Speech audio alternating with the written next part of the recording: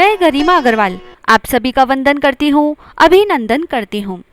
आज हम आपके लिए लाए हैं उमा महेश्वर व्रत की विधि और साथ ही उमा महेश्वर व्रत की कथा। तो आइए जानते हैं उमा महेश्वर व्रत विधि। समस्त व्रतों में श्रेष्ठ एक व्रत है जिसे उमा महेश्वर व्रत के नाम से जाना जाता है। भविष्य पुराण के अनुसार यह व्रत भाद्रपद मास की पूर्णिमा तिथि को किया जाता है तथा यही व्रत मार्गशीर्ष मास के शुक्ल पक्ष की तृतीया तिथि को भी किया जाता है। इस व्रत को करने से स्त्रियों को गुणवान संतान, पुत्र पौत्र, धन धान्य, अखंड सौभाग्य की प्राप्ति होती है।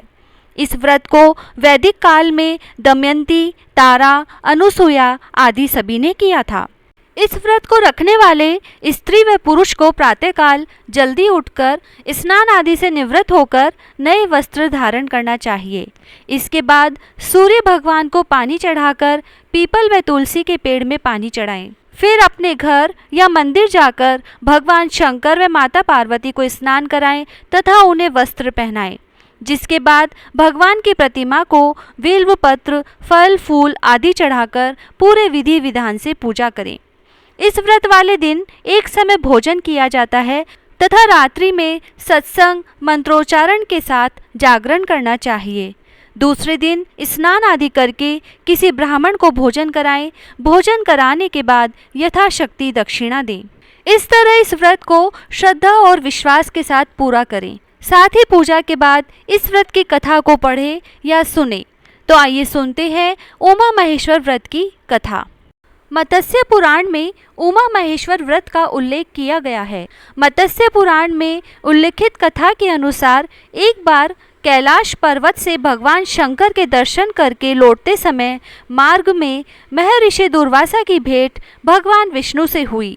महर्षि दुर्वासा को भगवान शंकर ने आशीर्वाद स्वरूप एक बिल्व पत्र की माला प्रदान की थी।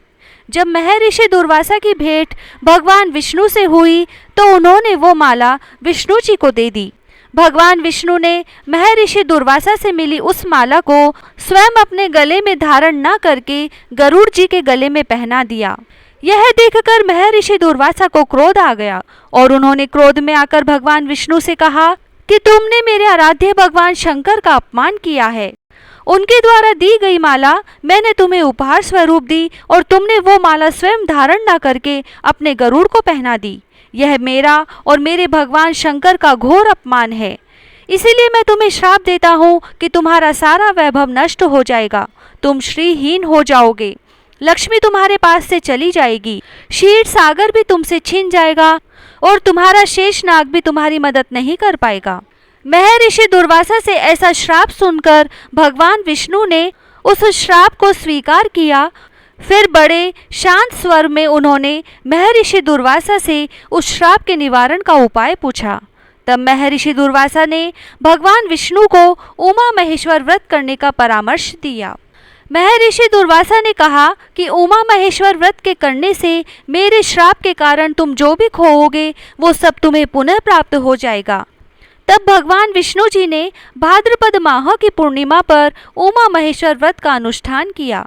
इस व्रत के प्रभाव से महर्षि दुर्वासा के दिए श्राप का निवारण हुआ और लक्ष्मी के साथ साथ उन्होंने जो भी वस्तुएं खोई थी उन्हें वो सब पुनः प्राप्त हो गई। जय श्री राधे।